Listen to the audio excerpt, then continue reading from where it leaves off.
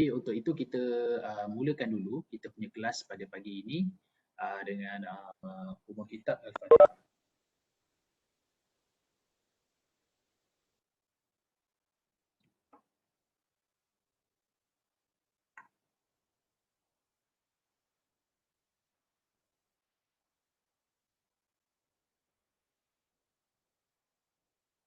Okay. So minggu lepas kita sudah buat sedikit tentang buat survey lah sedikit bagaimana tentang maklumat kerjaya yang awak pernah ceburi lah, maksudnya pernah kerja part time. Dan cikgu lihat rata-rata di kalangan kamu adalah terlibat dengan pekerjaan yang berada di front desk ataupun kalau kita frontliner lah di barisan hadapan, tapi bukan pasal COVID ia berkaitan dengan bekerja dengan di barisan hadapan dengan pelanggan. So apa yang cikgu lihat yang kita lihat bahawa apabila bekerja dengan di barisan hadapan, kita akan bertemu dengan pelanggan kan. So pelanggan ni kita melatih sebenarnya diri kita untuk cara berkomunikasi. Sebab manusia ni memang dia tidak boleh lari daripada komunikasi, dan perhubungan itu dicipta atau dibina melalui perhubungan melalui komunikasi. Jadi apabila kamu berhadapan dengan customer ni ataupun pelanggan ni, kamu akan lihat bagaimana komunikasi itu penting sebagai orang di barisan hadapan. Dan pada masa yang sama, kamu juga akan berhubung dengan majikan awak. Bagaimana kamu nak menyampaikan maklumat berkaitan dengan majikan. So di sini kita dapat lihat bahawa pengalaman part time tadi, kamu dapat maksudnya kita belajar dan kita mantapkan lagi dalam counselling, dalam proses counselling bagaimana kita nak membantu untuk memperkembangkan kerjaya. So dalam bila kita menyebut tentang maklumat perkembangan kerjaya, kita banyak fokus berkaitan dengan maklumat kerjaya, lepas tu perancangan kerjaya, dan juga bagaimana kita nak membuat keputusan kerjaya. Seterusnya dengan maklumat dan perancangan tadi, kita akan melaksanakan kita punya perancangan tadi dan memasuki ke masuk alam pekerjaan tadi itu. Itulah sedikit berkaitan dengan tentang maklumat kerjaya. So kita lihat pula hari ini, kita lihat teori-teori perkembangan kerjaya. Yang hari ini cikgu nak fokus berkaitan dengan teori perkembangan kerjaya. Okey, kita mulakan dulu teori perkembangan kerjaya dengan teori super. Baik, kita cikgu share sikit slide.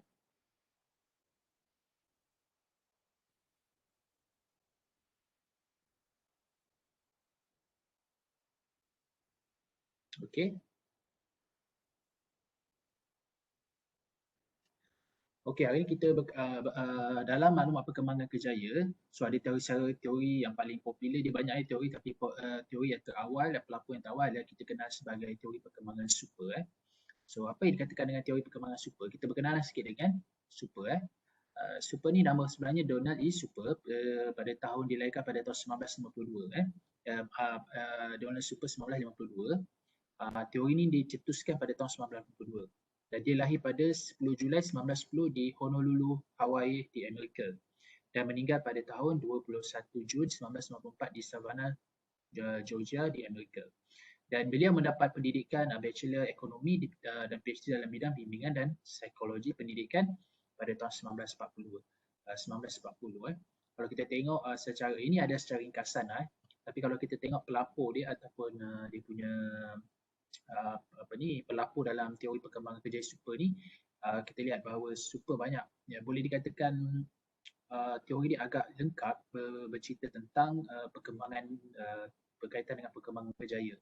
Sebab dia merupakan seorang pemegang ijazah dalam bidang ekonomi, dan dia minat dalam bidang bimbingan dan kaunseling, lebih lagi dalam bidang psikologi pendidikan, dan bagaimana dia melihat bahawa perkembangan kerjaya ini adalah sesuatu yang sangat penting dalam kehidupan manusia. Dan dia melihat bahawa perkembangan kerjaya ini berkembang selaras dengan peringkat umur. Dia melihat, dia buat kajian, jadi dia tengok berkembang tu sama dengan peringkat umur. Jadi oleh demikian, Donald Super ni dia terlibat dalam mengkaji kerjaya dia dengan lebih mendalam. Baik. Jadi apa, kita lihat sedikit latar belakang teori. Latar belakang teori. Okey, kita lihat juga latar belakang teori teori super ni. Pertama sekali dia menekankan berkaitan dengan konsep kendiri. Okey. Apa yang dimaksudkan dengan konsep kendiri itu adalah penilaian terhadap diri sendiri, iaitu kekuatan dan kelemahan. Jadi konsep kendiri ini adalah dilihat sebagai satu yang dipanggil sebagai asas kepada perkembangan super ini. So di mana datangnya konsep kendiri ini? Konsep kendiri ini terbina daripada penilaian seseorang itu terhadap diri sendiri, sama ada dia dapat mengenal pasti kekuatan dia dan kelemahan dia. Jadi dengan itu dia berdasarkan pengetahuan yang semakin berkembang. Okay, semakin banyak pengetahuan, semakin banyak informasi, semakin banyak kemahiran yang diceburi, maka konsep kendiri itu akan juga berkembang. Jadi dia selaras dengan pengalaman manusia itu. Jadi bila kita lihat kepada latar belakang teori super ini, perkara asas yang kita perlu tahu yang dikaitkan dengan teori super ini adalah konsep kendiri. Konsep kendiri. Dan bagaimana konsep kendiri itu dibina? Dia dibina daripada penilaian terhadap diri sendiri, iaitu dia dapat melihat dia ada kekuatan, pada masa sama dia juga ada kelemahan, dan ia akan berkembang berdasarkan pengalaman yang manusia lalui. Jadi boleh dikatakan dekat sini sebagai kesimpulan bahawa aspek kematangan fizikal, mental, emosi, potensi diri, bakat semula jadi, minat, nilai, kendiri, moral dan etika, kendiri keluarga, kendiri sosial, tingkah laku dan kepuasan kendiri ini banyak mempengaruhi konsep kendiri seseorang itu. Maknanya perhubungan dia dengan persekitaran, persekitaran tu dapat membentuk dia punya mental, emosi dan bakat seseorang itu untuk membentuk konsep kendiri dia. Okay? Dan untuk dikaitkan dengan kejaya, bahawa konsep kendiri inilah dapat mempengaruhi pemilihan kejaya seseorang itu, iaitu bagaimana seseorang itu membuat keputusan yang tepat dan sesuai. Okey. Jadi apakah faktor-faktor yang mempengaruhi keputusan kejaya?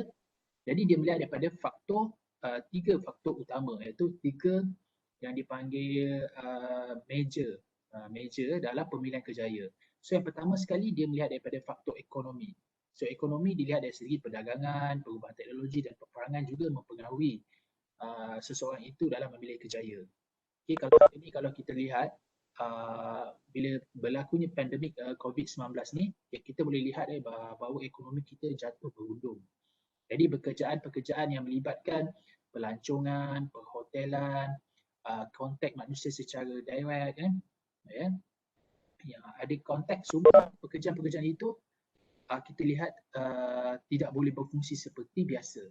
Jadi ramai yang terlibat dalam pelancongan, perhotelan yang direct contact dengan manusia, ramai yang mengalami kerugian. Jadi faktor ekonomi juga mempengaruhi seseorang itu melihat kejayaan yang dapat dicapai. Yang kita lihat sekarang ni, ekonomi yang berkembang adalah ekonomi digital.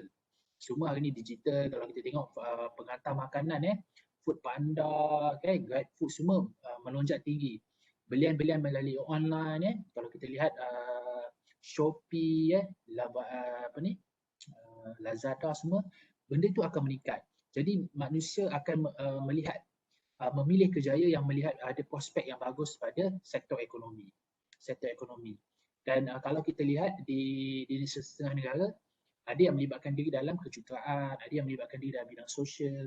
Jadi ekonomi yang stabil juga dapat mempengaruhi seseorang itu dalam memilih kejaya, dan juga teknologi. Okay? Kalau kita lihat sebuah negara itu, apabila teknologi dia semakin meningkat, jadi dia memerlukan tenaga pakar. Jadi ekonomi juga adalah orang kata menyebabkan seseorang itu memilih sesuatu kejaya itu.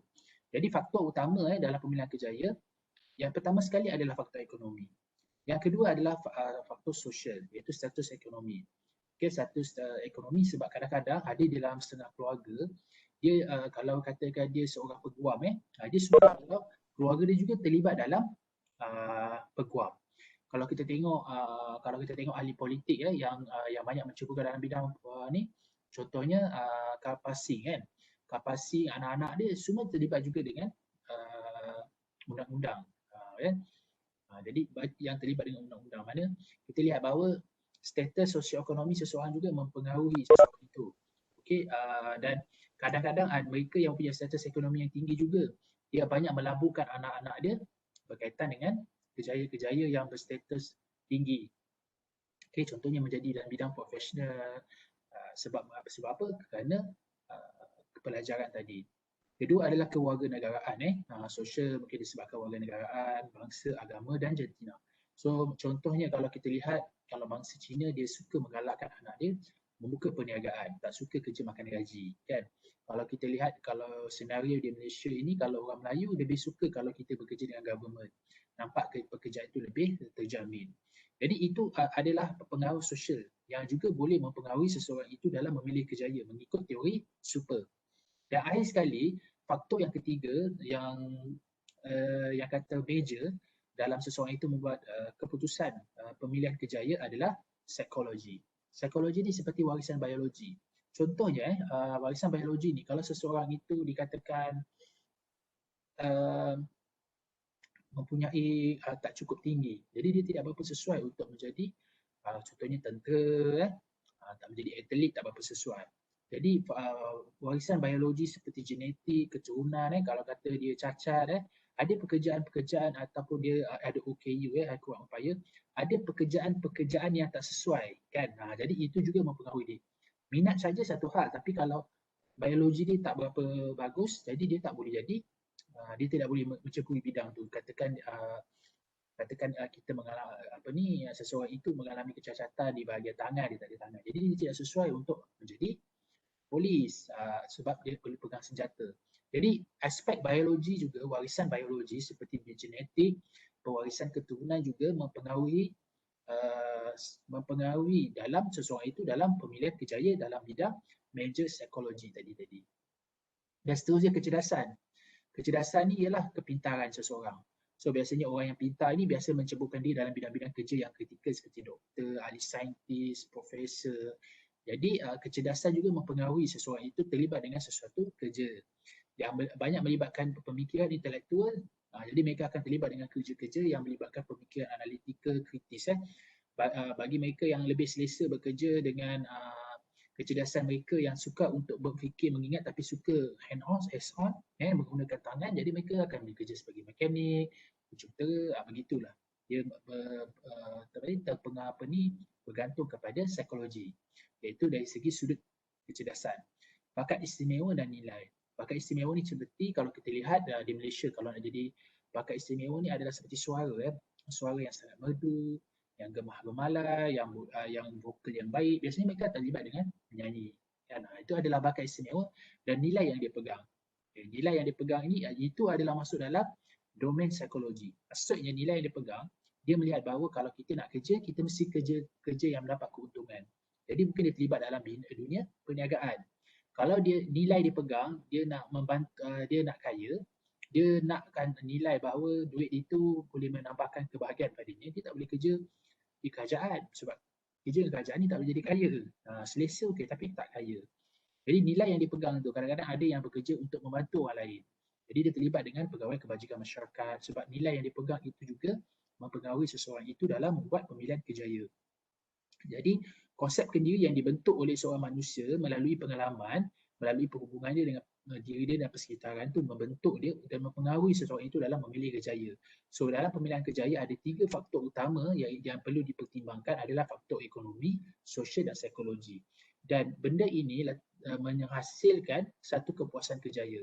Yang mana gabungan kompromi luaran iaitu dunia pekerja dan kompromi dalam keperluan individu, keluarga dan kebudayaan.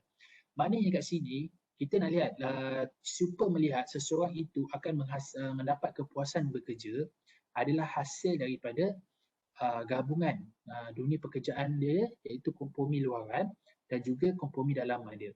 Maksudnya bidang nilai yang dipegang dari segi psikologi, nilai itu dalaman lepas tu dia sesuai pula ada kompromi. Dekat sini digunakan perkataan kompromi. Kompromi. Macam kalau kita tengok teori nanti, kalau kita belajar teori Holland, dia panggil keselarasan. Keselarasan, tapi super menggunakan istilah kompromi. Maknanya ini persekitaran dia, ini diri dia, dia match. Jadi ada kompromi tu. Jadi kat situ akan mewujudkan kepuasan bekerja. So kepuasan itu lahir daripada kompromi tadi tu, iaitu faktor luaran, iaitu dunia pekerjaan itu sendiri dan keperluan dalaman iaitu individu, keluarga dan kebudayaan dia. Jadi kalau kita nak tanya budaya ni masuk dalam faktor mana? dalam domain mana? Dia masuk dalam domain sosial. Okay.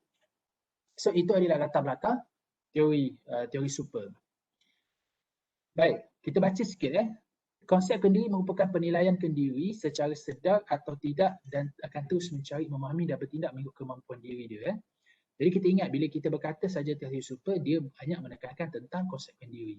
Jadi apa itu konsep kendiri? Dia adalah penilaian sama ada sedar atau tidak. Ia berkaitan dengan diri dia. Berkaitan bagaimana dia melihat diri dia. How they define about their self. Okay? Macam mana kita membuat penilaian terhadap diri kita. Dan individu yang mempunyai konsep kendiri yang positif dikaitkan dengan pencapaian akademik yang tinggi, pemilihan kerja yang baik serta gaya kepimpinan yang cemerlang. Okay? Dan ketiga, individu yang mempunyai konsep kendiri yang negatif dikaitkan dengan pencapaian akademik yang rendah, kejayaan yang kurang baik dan stabil serta gaya kepimpinan yang lemah dan kucak-kacir. Jadi, konsep kendiri akan sentiasa berkembang menuju kematangan berdasarkan penukaran pengalaman dan pengetahuan. Dan perkembangan konsep kendiri boleh dibimbing dengan bantuan pakar adalah proses interaksi dengan persekitarannya. Makanya manusia ni di dalam konsep kendiri ni super bagi kepada dua. Sama ada boleh berkembang secara positif atau berkembang menjadi negatif. So mereka yang berkembang secara positif biasanya dikaitkan dengan mempunyai pencapaian akademik yang tinggi dan memilih kejayaan yang baik serta mempunyai kepimpinan yang cemerlang. Dan ada juga individu yang mempunyai konsep kendiri yang negatif tadi tu. So yang negatif ni lah yang akan membawa kepada kejayaan yang kurang stabil, gaya kepimpinan yang kucak-kacir tadi.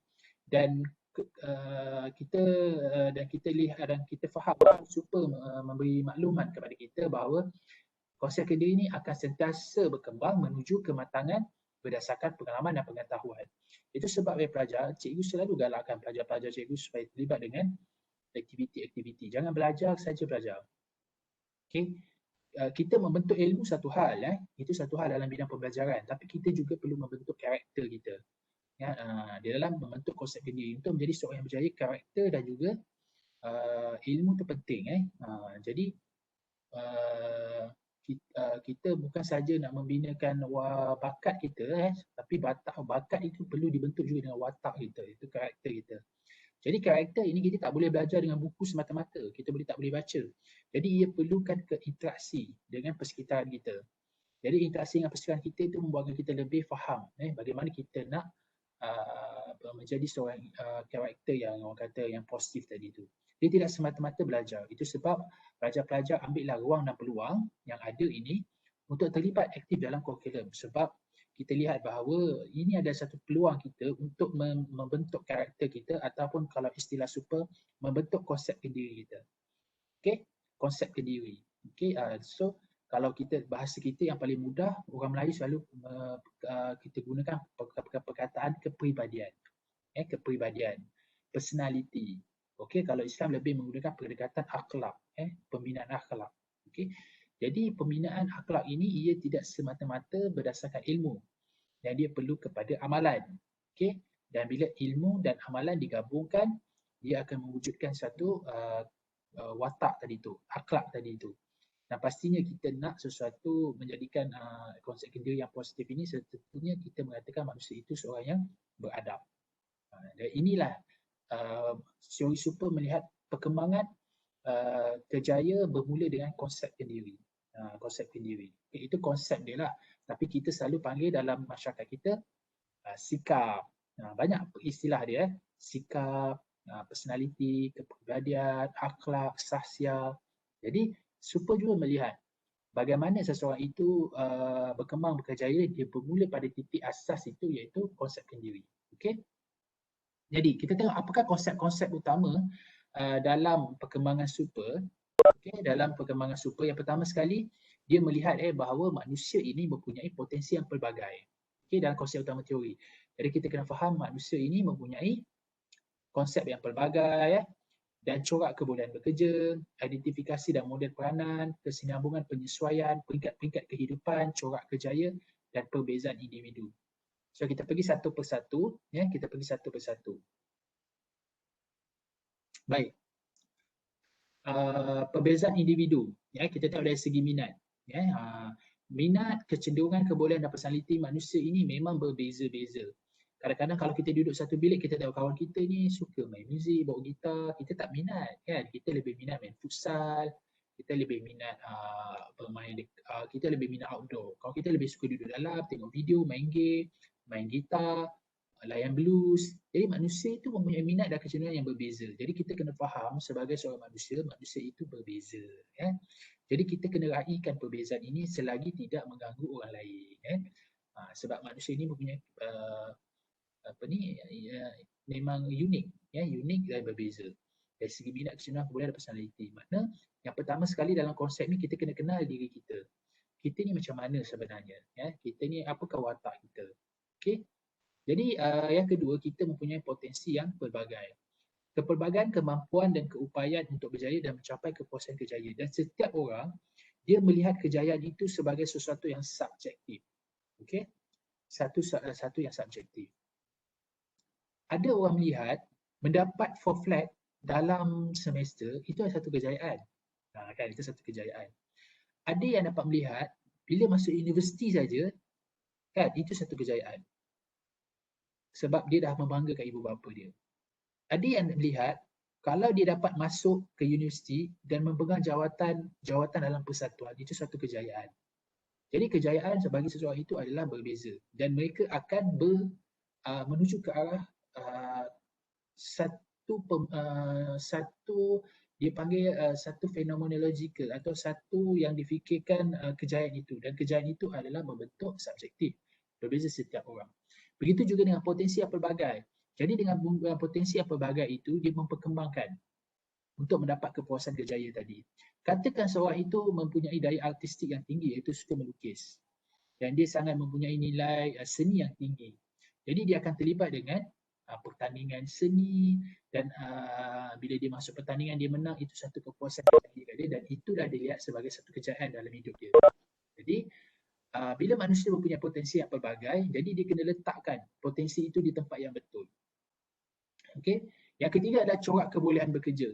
Apa yang dimaksudkan dengan corak kebolehan bekerja di sini yang dipertekankan oleh Super, iaitu pekerjaan mempunyai corak-corak dan ciri-ciri tertentu yang didasari oleh kebolehan, minat dan tiap-tiap personaliti yang berbeza. Kita kena faham bahawa setiap kerja itu mempunyai corak kebolehan bekerja yang berbeza. Contohnya kalau dia menjadi seorang polis, dia kena ada satu corak pekerjaan dia berbeza. Okey. Mungkin dia bersifat tegas, dia berhati-hati. Kalau dia jadi guru seni, ini corak bekerja dia. Kalau dia bekerja seorang accountant, ini corak bekerja dia. Okey. Kalau dia jadi seorang usahawan perniagaan, ini corak bekerja dia. Jadi setiap corak bekerja itu juga berbeza. Okey. Itu yang dimaksudkan dengan corak kebolehan bekerja. Yang keempat adalah identifikasi dan model peranan. Pemilihan kerjaya banyak dipengaruhi oleh peranan model atau individu-individu yang signifikan menjadi asas kepada permainan zaman kanak-kanak dan akhirnya membentuk minat kepada suatu pekerjaan. Juga mempengaruhi perkembangan konsep ke diri seseorang. Identifikasi dan model peranan ni maksudnya dalam hidup dia tu kadang-kadang dia ada model tau. Model seseorang yang boleh jadikan inspirasi. Contohnya masa kecil dia ada seseorang yang, contohnya kalau kita masih kecil. Mungkin masa kita kecil, masa individu tu kecil, sumber inspirasi dia adalah bapa dia kan. Dia lihat bapa dia bekerja menjadi seorang polis. Jadi lihat bapa dia bagi. Jadi kadang-kadang hari-hari dia lihat, jadi dia cuba mengidentifikasikan bapa dia tu terhadap diri dia dan dia jadikan bapa dia sebagai model peranan. Dan disebabkan itu, dia berusaha juga menjadi seorang polis. Itu sebab bila dia masuk sekolah, dia ambil kurikulum kadet polis. Lepas tu masuk universiti, masuk suksis. Kan? Jadi sebab apa? Dia sebab identifikasi dan model peranan itu adalah bapa dia. Bapa dia sebagai model. Ada juga individu yang menjadikan sumber inspirasi itu seorang tokoh yang hebat. Contoh dia sangat meminati contoh dia sangat meminati tokoh seperti siapa? Katalah Muhyiddin Yassin. Katalah Muhyiddin Yassin, Perdana Menteri kita. Dia memang terinspirasi dengan Muhyiddin Yassin. Jadi dia ikut cara Muhyiddin Yassin. Jadi dia pun terlibat dengan kepimpinan yang dia teridentifikasi dengan model peranan itu. Jadi cara pemerintahan dia, cara dia bercakap, dia seolah-olah akan melihat model peranan. Itu sebab di dalam hidup kita, di dalam perkembangan kejayaan juga, kita perlu carikan seorang pakar yang kita minat. Pakar kita minat. Kadang-kadang ada orang kalau macam artis, dia mesti ada artis yang dia minat. Begitu juga artis kan, mesti ada orang yang minat. Kalau dia nak jadi peguam, mesti dia ada seorang peguam yang menjadi dia punya idola dia. Yang ini dikatakan manusia ini ada identifikasi dan model peranan dia yang dirasakan signifikan dalam hidup dia. Itu maksud dia. Yang kelima adalah kesinambungan penyesuaian. Ini konsep-konsep utama teori yang kita kena faham lah. So konsep yang kelima yang diperkenalkan oleh Super adalah kesinambungan penyesuaian. Apa maksud dia? Peringkat-peringkat dalam perkembangan kehidupan bermula dari peringkat pertumbuhan, penerokaan, kemantapan, pengekalan dan penurunan. Maknanya nanti kita akan tengok bahawa manusia ini berkembang.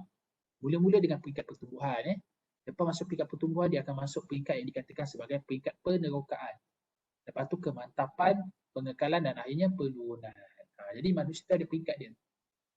Dia ada peringkat dia. Sebab bila kita berada di puncak, kita jangan berkesombong. Kita jangan rasa sombong dengan apa yang kita ada. Sebab satu ketika kita akan turun juga. Kan? Tak kira lah apa-apa dalam pekerjaan. Kalau kata kita menjadi satu pekerjaan, kita satu hari nanti kita akan jadi bos. Kan? Bila jadi bos, kita jangan rasa sombong. Kita jangan rasa sombong, tangguh sebab kita akan satu fasa kita akan turun. Kan? Mungkin kadang-kadang kita bila jadi bos, kita bersifat bosi. Kita rasa kita yang bagus. Semua kita tahu. Jadi orang akan hormat kita sebab kita bos. Tapi apabila kita dah turun nanti, dah tak ada dah hormat tu. Sebab dia menghormati kamu bukan atas dasar individu tu, tapi atas dasar jawatan. Jadi itu sebab kalau kita tengok banyak bos-bos yang memang dia bersifat macam kita panggil bersifat lebih bosi, mula-mula dia orang hormat dia, dia suka nak marah-marah, jadi orang hormat dia, orang bukan hormat dia, orang takut dia. Tapi bila dia tidak ada jawatan, orang tinggalkan dia. So dia pun kesorangan. Jadi Super juga menekankan bahawa dalam pekerjaan ini dia ada pasang surut dia. Dia ada pasang surut dia. Kadang-kadang kita tengok dalam pekerjaan tu kita lihat seseorang tu selalu lakukan kesilapan. Tapi kita kena ingat, kesilapan yang dilakukan tu adalah proses dia dalam proses penerokaan dia. Untuk dia belajar untuk meningkatkan kejayaan dia. Itu sebab bila kita masuk dalam dunia pekerjaan, kita akan berjumpa dengan pelbagai kalangan individu. Dan setiap orang, walaupun kalau kita tengok dari segi umumnya, secara umumnya memang dia akan begitulah naik turun. Tapi setiap orang tu berbeza. Ada yang cepat naik kan, ada yang cepat naik pangkat, ada yang lewat. Tapi itu semuanya setiap orang tu dia ada proses dia. Tapi kalau ikutkan secara Super punya pandangan, maknanya manusia ni memang ada dia punya cycle dia. So dia ada peringkat-peringkat dia. Bermula dengan pertumbuhan dan dia sesuai dengan umur. Tapi dia tidaklah begitu rigid. Maksudnya kalau umur macam ni tak juga. Sebab ada juga kadang-kadang kalau kita tengok ahli-ahli politik kita, kalau ikutkan Super 60 tahun ke atas dia penurunan. Tapi ada juga kalau kita lihat Perdana Menteri kita, umur 65 dah jadi Perdana Menteri, maknanya dia ada di puncak. Macam tu Dr. Mahathir dah umur 95 pun masih orang perlukan dia lagi. Jadi kita boleh katakan bahawa teori Super ni tidak statik, dia dinamik, dia boleh naik turun. Tapi secara umumnya begitulah proses dia punya cycle dia. Dan yang keenam, peringkat-peringkat kehidupan. Menekankan tahap-tahap perkembangan, kejayaan seperti pertumbuhan, penerokaan, pewujudan, pemeliharaan atau pengekalan dan akhirnya penurunan. Dia peringkat-peringkat kehidupan. Dan corak kejayaan. Dan apa yang dimaksudkan dengan corak kejayaan iaitu peringkat pekerjaan yang dicapai dan urutannya. Kekerapan dan jangka masa kerja percubaan dan tetap ditentukan oleh tahap sosioekonomi ibu bapa, kebolehan mental, pendidikan, kemampuan, kemahiran, ciri-ciri personaliti, kehendak nilai, minat, trait dan konsep pendiri serta kematangan kejayaan dan peluang-peluang yang terdedah kepada individu. Jadi pelajar kita boleh lihat bahawa ciri-ciri personaliti kita lihat bahawa corak kejayaan ni banyak dipengaruhi oleh, kita berbalik-balik pada konsep pendiri tadi. Maksudnya pendidikan semua ini mempengaruhi. Soalan itu terlibat dengan dalam peringkat kejayaan dicapai itu adalah banyak berkaitan dengan persekitarannya. So dalam persekitarannya boleh kita lihatkan dari segi sosioekonomi, kalau diri individu maksud pendidikan. Jadi kita boleh lihat bahawa pembentukan konsep pendiri yang membentuk corak kejayaan ni adalah dia dipengaruhi oleh faktor dalaman, internal factor, iaitu diri kita, di psikologi kita dan faktor luaran iaitu lebih kepada sosial dan ekonomi. Ya, politik semasa juga ia sangat mempengaruhi kejayaan. Jadi super melihat bahawa perkembangan kejayaan ini adalah sesuatu yang lebih holistik, yang lebih menyeluruh, yang banyak orang kata yang sebenarnya melibatkan banyak faktor-faktor, iaitu faktor dalaman dan faktor luaran. Okey. Jadi yang penting pelajar-pelajar kena faham, yang ni adalah kekuatan teori super. Okey. Dia telah letakkan orang kata peringkat perkembangan kejayaan itu sendiri. Okey, kita lihat fasa perkembangan ini dan dia katakan fasa perkembangan ini adalah fleksibel. Maksudnya tak terlalu rigid lah, tapi secara umum macam ni lah. Okey, contoh kita tengok pertumbuhan. So masa kita 0 hingga 14 tahun, kita dalam peringkat dipanggil pertumbuhan dalam bidang kejayaan. Ini kita lihat daripada faktor kejayaan. So dalam umur peringkat kita 0 hingga 14 ni,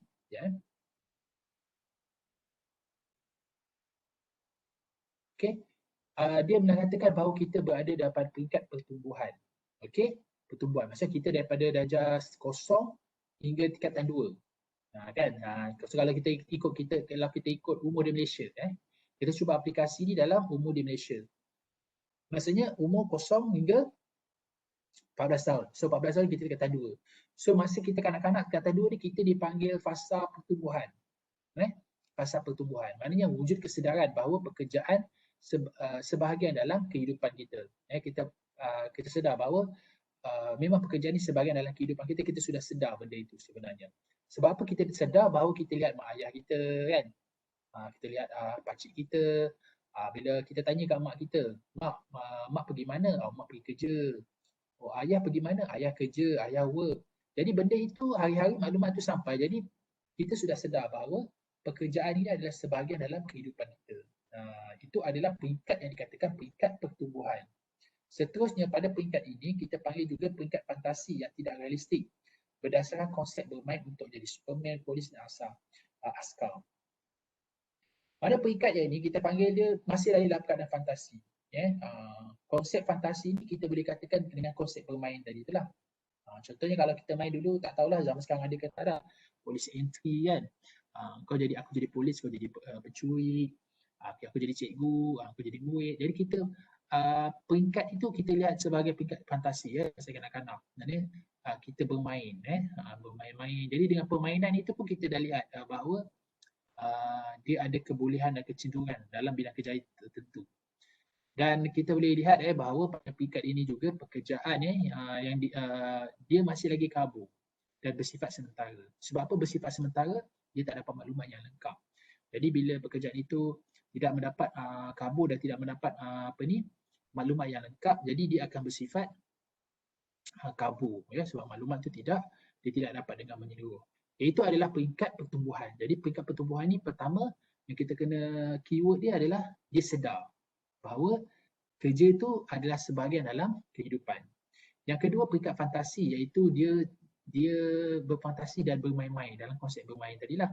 Macam cikgu cakapkan tadi konsep polis entry, main cikgu-cikgu apa lagi mainkan kahwin, mainkan kahwin lepas tu jadi kadi tu dah nampak itu dia konsep bermain. Dan akhirnya kita lihatkan bahawa pekerjaan pada fasa ini, pada kanak pertumbuhan ini dia masih lagi kabur dan dia bersifat sementara. Dia hanya bersifat sementara saja dan dia boleh berubah. Seterusnya pada peringkat penerokan iaitu tingkatan masa kita masuk tingkatan 3 dan 24. Yang ini kita dah masuk tingkatan 3 dan kita dah masuk dah ambil kalau di Malaysia kita tingkatan 4 dengan 5 ni kita dah boleh pilih bidang sama ada kita nak masuk dalam science stream, science stream pilihan satu ke, kita nak ambil biologi ke, account ke, ataupun kita nak ambil urusan kejuruteraan ke, ataupun kita nak masuk sastra ke, art stream ke. Jadi kita dah boleh beri pilihan sebab kita dah boleh pada fasa ini kita dipanggil melalui teori super iaitu penerokaan. Penerokaan. Maknanya dia dah meneroka. Dan begitu juga pada umur ni juga kita telah memilih bidang di dalam universiti. Apa bidang yang kita nak ceburi. Ada yang ambil tingkatan 6, ada yang ambil diploma, ada yang ambil asasi. Jadi pada proses ini kita panggil dia proses exploration iaitu penerokaan. So pada fasa tentatif, ada dua fasa dalam penerokaan ini iaitu fasa tentatif iaitu menyempitkan pemilihan kepada beberapa kemungkinan yang masih tidak pasti terhadap latihan dan peluang pekerjaan. Dulu dia ada banyak pilihan kan. Jadi sekarang dia dah mula, dia dah sempit, dia dah buat pemilihan tu, dia menyempitkan pilihan. Dulu dia banyak pilihan, nak jadi macam ni, macam ni. Jadi okay, sekarang ni aku pilih bahagian science stream. Aku nak ambil biologi. Biologi, fizik, kimia, ambil science stream. Okay. Dan bila dah mengecilkan skop tu, dia masuk pula fasa yang dipanggil fasa realistik. Apa maksud fasa realistik? Mengecilkan skop kerja yang memberi peluang dan boleh dicapai. Masa fasa tentatif, apa beza tentatif dengan realistik ni? Tentatif tu dia mengecilkan, tetapi dia masih lagi tidak pasti. Dia masih tidak pasti, tapi dia dah buat pilihan. Dan tapi bila dia masuk fasa realistik, dia dah cuba lihat skop kerja tu dengan lebih mengecilkan skop kerja tu, tetapi dia dah boleh realistik dengan diri dia. Dia dah tengok okay, kemampuan dia. Dia tengok kemampuan dia macam ni, macam ni, macam ni. Jadi dia dah realistik pada peringkat realistik ni. Itu je beza realistik dengan tentatif. Dan fasa tentatif dan fasa realistik ini dia adalah pada peringkat exploration. Maksudnya fasa penerokaan. So pada fasa penerokaan kita di Malaysia ni daripada mulai tingkatan 3 tu, dan kita dah pilih bidang untuk tingkatan 4 masuk science stream atau art stream, dan kita dah masuk dah peringkat ke universiti. Okay, dah masuk para universiti, lepas tu universiti program dah. Nampak tak kita dah masuk ke situ, dan pada fasa tu kita panggil dia sebagai fasa penerokaan. Penerokaan. Dan pada umur 25 hingga 44 itu dikatakan sebagai fasa pengukuhan. Pengukuhan maksudnya dah mencuba dan menilai untuk memastikan pemilihan keputusan pada peringkat penerokaan dapat direalisasikan dalam memasuki bidang pekerjaan dan mula menimba pengalaman dan kecekapan atau bertukar kepada pekerjaan yang lebih sesuai. Maksudnya pengukuhan ni, katakan 25 hingga 44 tahun ni kita dah masuk dalam bidang kerja lah. Kita dah masuk dalam sektor pekerjaan. So dalam bidang ni kita cuba dah menilai, membuat keputusan dan pada peringkat ini kita banyak menerima pengalaman-pengalaman baru. Kalau rasa tak sesuai kita boleh tukar kerja. So dalam peringkat 44 ni memang banyak tukar kerja. Okay. Nanti kita akan pergi satu-satu 15-24 kita akan tengok mencuba konsep kerjaya dalam masuk ke bidang pekerjaan dan menimba pengalaman dan lebih sesuai. Okay. So peringkat pengukuhan ni maksudnya kalau 25-24 katakan pelajar kita dah graduate kan, bila kita dah convocation, jadi kita akan masuk dalam dunia pekerjaan. So dalam dunia pekerjaan ni kita cuba meneroka ataupun kita cuba mengukuhkan apa yang kita telah belajar. Katakan kita sebagai pelajar kaunseling, kan, kita akan mungkin masuk katakan di Jabatan Kebajikan Masyarakat, kita dilantik sebagai S41 sebagai kaunselor di sana. Jadi kat situlah kita mula mengukuhkan apa yang kita telah belajar di universiti tadi. Itu kita sudah masuk tingkat pengukuhan. Dalam dekat sini dikata dalam masa fasa umur 25 hingga 44 tahun. Dan seterusnya adalah peringkat pengekalan. So pengekalan ni biasanya bermula umur 45 hingga 64 tahun dah. Okay, 45 tahun.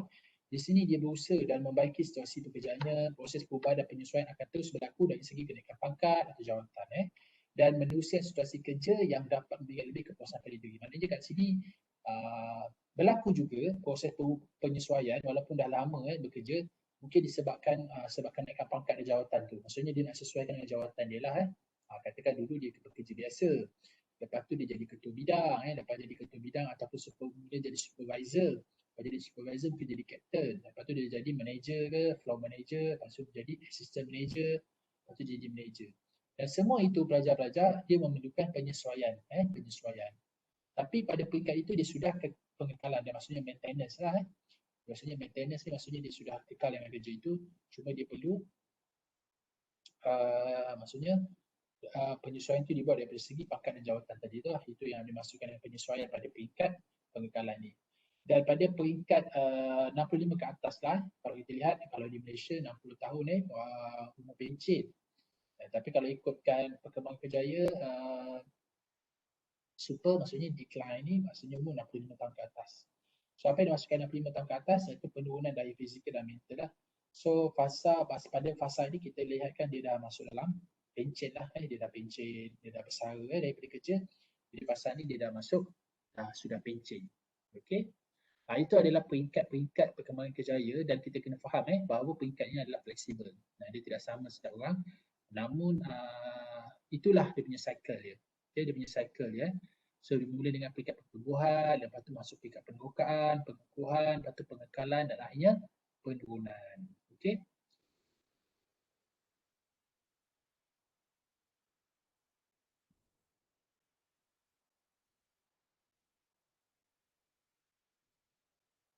Okey, kita tengok.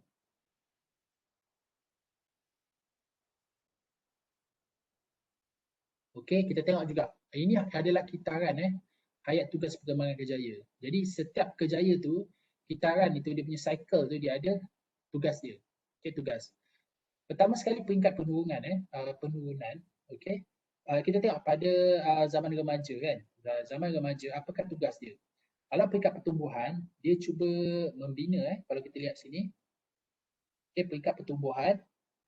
Okey, apakah tugas dari peringkat pertumbuhan? Okey, kitaran hayat tugas peringkat pekerjaya ni pada peringkat pertumbuhan dia membina konsep dia yang realistik. Okey. Realistik dengan kejaya dia. Lepas tu penerokannya dia belajar lebih tentang peluang-peluang yang ada. Okey, itu maksud penerokaan. Pengukuhan pada peringkat ni kitaran tugas dia adalah memulakan dalam pemilihan bidang. Okey. Pengekalan mengesahkan pemilihan kejaya semasa dan penurunan dalam beri sedikit masa kepada hobi. Ya, jadi dulu pada kanak-kanak dia banyak masa kepada hobi, tetapi penurunan pada peringkat ini adalah hobi dia semakin menurun. Sebab dia banyak pergi ke bahagian penerokaan tadi tu. So belajar tentang peluang-peluang. Jadi pengukuhan dia dimulakan dalam pemilihan bidang dan setiap kita ingat kitaran hayat tugas ni kamu jangan keliru dengan yang ni. Jangan keliru. Yang ni tugas. Tugas ni maksudnya setiap umur tu dia ada tugas-tugas yang tertentu. Contohnya kalau peringkat pertumbuhan, tugas peringkat pertumbuhan peringkat remaja ni lebih kepada membina konsep diri yang realistik. And then dia belajar lebih tentang peluang-peluang peluang-peluang. Sesungguhnya pengukuhan memulakan dalam bidang pemilihan bidang. Pengekalan adalah pengesahan pemilihan kejayaan semasa dan penurunan adalah memberi sedikit masa kepada hobi. Ini pada peringkat remaja. Okey, seterusnya kita lihat pula pada awal dewasa. Ada dewasa ni pada 25 hingga 45. Okey, kita tengok masa pertumbuhan, masa dia remaja adalah membina konsep kendiri yang realistik. Tapi pada peringkat dewasa, ia belajar berhubung dengan orang lain. Kat sini dia telah mula pertumbuhan dekat sini adalah dia bermula membina hubungan. Itu sebab kalau umur 25, 45 ni kita lihat dia dah boleh kahwin kan. Dia dah boleh kahwin dah. Banyak umur yang 25 ni ada yang awal. Tapi biasanya 25 adalah tempoh matang bagi lelaki lah dengan perempuan untuk berkahwin. Kebanyakan ini kita kata dari segi aspek umum. Tapi ada je orang yang kahwin lebih awal. Tapi ini daripada aspek umum. Biasanya 25 ni pertumbuhan dia apa? Belajar berhubung dengan orang lain ni maksudnya sudah memasuki bidang perkahwinan. Apakah penerokan pada peringkat awal dewasa ni? Iaitu mencari peluang untuk melakukan kerja yang diinginkan. Okay. Kalau kata remaja, dia mencari belajar tentang peluang-peluang yang ada. Okay, dia mencari tempat kerja peluang-peluang yang ada. Tapi kalau bila masuk peringkat dewasa, dia mencari peluang untuk melakukan kerja yang diinginkan. Okay. Dan seterusnya dia masuk peringkat pengukuhan. So pengukuhan dalam peringkat dewasa adalah berusaha dalam mendapat pekerjaan yang tetap. Okay. Kalau peringkat remaja adalah memulakan dalam pemilihan bidang. Dia masih bidang lagi, maksudnya kos lagi. Apa latihan yang nak diceburi. Tapi bila dah masuk dewasa, pengukuhan dia ada lebih kepada mendapatkan pekerjaan yang tetap. Yang tetap yang lebih stabil. Dan pengekalan adalah berusaha untuk menjadi pekerjaan itu jadi lebih stabil. Jadi kalau pengekalan pada zaman remaja, dia mengesahkan pemilihan kejayaan semasa. Okay, tapi bila dia masuk dewasa, apakah tugas yang dilakukan dalam perkembangan kejayaan dia adalah berusaha untuk menjadikan pekerjaan itu lebih stabil. Dan apa yang penurunan peringkat awal dewasa ni? Dia dah mengurangkan penyertaan sukan. Sukan-sukan dia dah kurang lah. Dulu kalau kita ingat, kalau kita lihat, kalau yang terlibat dengan futsal kan, ada yang jadi atlet, banyak yang terlibat dulu lagi. Kadang-kadang ada training, masih 15-24 ni masih lagi turun bersama kawan. Tapi dalam peringkat ni, kalau dia terlibat dengan kejayaan, jadi dah kurang dah penyertaan sukan tu. Dia lebih fokus kepada pengekalan, iaitu berusaha untuk menjadi pekerjaan tu lebih stabil. Itu ada tugas yang dialami oleh awal dewasa. So seterusnya kita lihat kepada pertengahan dewasa, iaitu pada peringkat 45 hingga 65 tahun ni. Apa maksud dia? Kita tengok dari segi pertumbuhan dia. So dari segi pertumbuhan dia, dia menerima keupayaan dan kebatasan diri dia. Dia sudah menerima dah, dia dah kenal dah kat mana keupayaan dia dan kat mana dia punya limitasi dia, limitasi dia. Yang seterusnya, penerokaan mengenal pasti masalah baru yang perlu diatasi. Dia dah terlibat dengan penerokaan cabaran-cabaran baru yang dihadapi dalam bina dunia pekerjaan dia. Seterusnya, membangunkan kemahiran-kemahiran baru. Dia dah kukuhkan kemahiran-kemahiran baru. Biasanya pada peringkat ini, kemahiran-kemahiran baru yang difikir adalah kemahiran pengurusan. Kemahiran pengurusan itu yang sangat penting yang dibangunkan dalam pengukuhan ini. Dan dia ada pengekalan, pada tahap pengekalan, peringkat pengekalan, apakah tugas yang dilakukan adalah kekalkan diri terhadap persaingan yang wujud. So ada memang pada zaman ini per 565 ni akan ada persaingan-persaingan tertentu. Jadi macam ni dia kekalkan diri dia terhadap persaingan yang wujud tu di persekitaran dia. Dan akhirnya penurunan memberi tumpuan kepada aktiviti-aktiviti penting. Dan pada tahap ini kita dah nampak yang kurang adalah aktiviti-aktiviti penting seperti kalau kita lihat macam meluangkan masa dengan anak mungkin dah kurang sebab pada ini dia lebih fokus kepada tahap pengekalan tadi kan. Jadi bila tahap pengekalan, kalau peringkat ini, jadi tugasan dia untuk penurunan ini adalah yang menurun pada tahap ini adalah aktiviti penting lah, seperti bersama keluarga ataupun hobi-hobi yang suka-suka yang dia minat tu mungkin dia kurang. Okay. Dan seterusnya, kita pergi kepada peringkat akhir dewasa. So pada peringkat pertumbuhan ni pelajar-pelajar, dia membina peranan bukan dalam lapangan kerja dah. Pertumbuhan dia membina peranan dalam bukan lapangan kerja. Maknanya dia dah cuba dia panggil transition life tau. Maksudnya transition life ni maksudnya dia cuma dah masuk dia cari satu benda yang baru dalam hidup dia. Dia cuba dah cuba cari dah. Kalau dulu dia sebagai academician, sekarang ni dia cuba nak cari benda-benda yang baru dalam hidup dia. Contohnya dia nak pergi dalam bidang ukiran ke, dia buka konsultan ke. Jadi dia dah cuba nampak pertumbuhan pada ini, dia cuba nak bina bukan dalam lapangan kerja dia. Kalau kita tengok macam yang boleh kita tengok mula-mula dia terlibat dalam bidang pekerjaan. Lepas tu contohnya tentera lah, senang tentera. Mula-mula dia jadi seorang tentera, lepas tu dah umur 65 tu dah masuk fasa-fasa ni dia cuba pula buka bidang yang lain. Contohnya dia buka bidang catering ke, dia masa nak tumbuh. So penerokaan mencari tempat pesaing yang lebih baik. So bila dah besar ni apa dia nak buat? Pesaing buat. Lepas tu pengukuhan melakukan apa yang sentiasa ingin dilakukan. Ada benda-benda yang dulu dia ingin nak lakukan tetapi dia tak dapat buat. Masa pengukuhan kita nampak pada akhir dewasa ni, dia akan melakukan apa yang sentiasa ingin dilakukan. Zaman dulu dia tak boleh buat, yang lepas-lepas masa kanak-kanak dia tak boleh buat, zaman remaja dia tak boleh buat, dia akan pergi pada fasa ni. Iaitu zaman pengukuhan ni lah. Iaitu zaman persaraan ni. Yang terusnya pengekalan adalah mengekalkan apa yang sedang dinikmati dan disukai. Okay?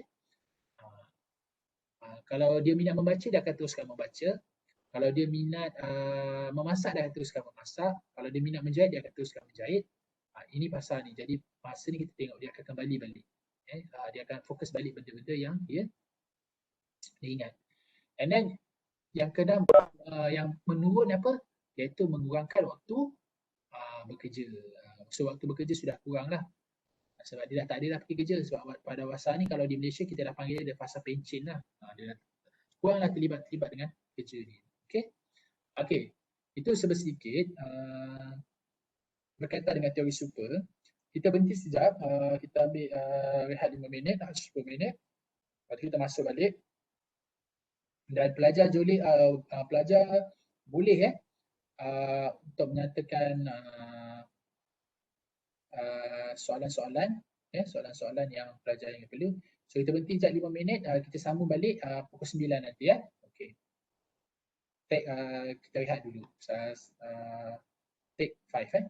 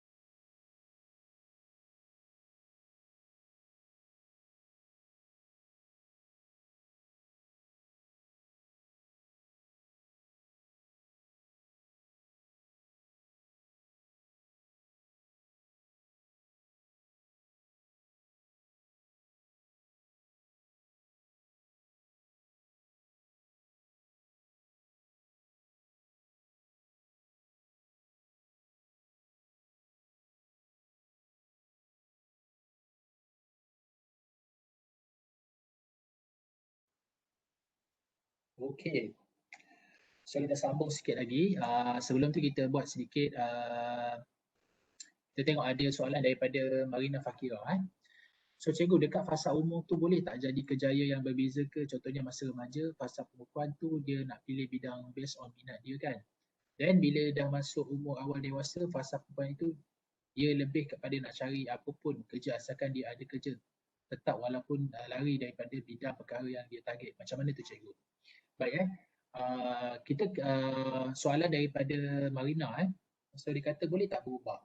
So memang pemilihan kerjaya ni dia boleh berubah mengikut persekitaran. Contohnya dari segi ekonomi sebab kadang-kadang ada yang minat nak jadi contoh dia minat nak jadi katakan minat nak jadi seorang cikgu. So bila jadi cikgu dia kena masuk dalam UPSI katakanlah begitu IPG, tiba-tiba dia dapat tawaran menjadi diploma kejururawatan. So kita tahu bila kita masuk je kejururawatan ni kita dah ada kerja. Jadi kita lihat itu daripada faktor ekonomi. Itu sebab perubahan kerja ni dia kadang-kadang tidak bergantung. Kalau kita lihat daripada teori super ni pemilihan kerja ini tidak semata-mata bergantung kepada minat. Dia juga bergantung kepada faktor ekonomi dan juga sosial. Mungkin disebabkan kata dia minat dalam bidang, katakan dia minat jadi seorang penyanyi ataupun penyanyi, tapi dia tahu keluarga dia takkan bersetuju dengan dia punya minat tadi tu. Pada yang masa sama, dia melihat bahawa dia ada seorang makcik yang juga jadi penyanyi dan akhirnya dia tak tengok makcik dia tidak ada masa depan.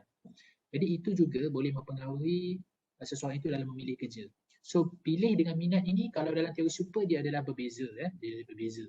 Sebab dalam pemilihan tadi kita tengok pada nota bahawa dia ada 3 domain.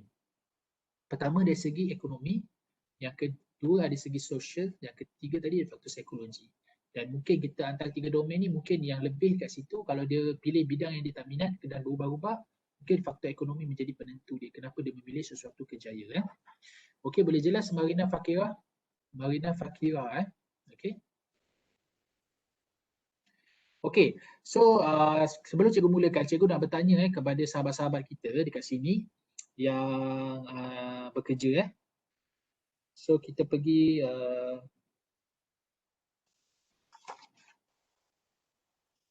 okey, Arif ada di talian. Arif ada? Ada cikgu.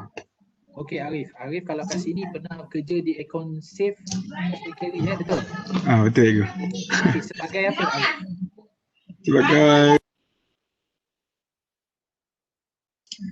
Sebagai supervisor. Supervisor supervisor dekat Econ Safe lah. Okey, boleh tak Arif cerita apa bidang tugas Arif? Bidang tugas skop kerja apa cikgu? Skop kerja. Skop kerja tu kena selia bawa orang bawahan lah buat kerja. Sebab dia tertumpu dekat store jadi kena jaga bahagian-bahagian store tu lah. Macam tu lah. Kena masuk, kena key in data masuk, data keluar, invoice semua. Saya silakan dulu.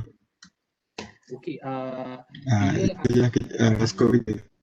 So bila Arif bekerja dalam bidang ni, Arif lihat adakah Arif minat untuk bekerja dalam bidang ni, untuk diteruskan dalam bidang ni? Dulu sebenarnya tak minat sangat lah sebab dia kena, dia mau guna komputer kan, guna nak key in data. Macam tu lah, just tak minat sangat ke arah-arah tu. Dia macam kurang communication lah dengan orang. Sebab saya minat saya nak berkomunikasi dengan orang lah. Macam tu minat saya. Okey, apa yang menyebabkan Arif terlibat dengan kerja ni? Macam terjebak. Sebab dulu biasa jawatan kosong dulu kan. Dia gila lama tu dia naikkan akhirnya. Dia pakat lah. Dulu sebagai storekeeper je lah awalnya. Maknanya Arif masuk dalam bidang kerja ni pertamanya adalah faktor apa? Faktor ekonomi ke, faktor sosial ke atau faktor psikologi?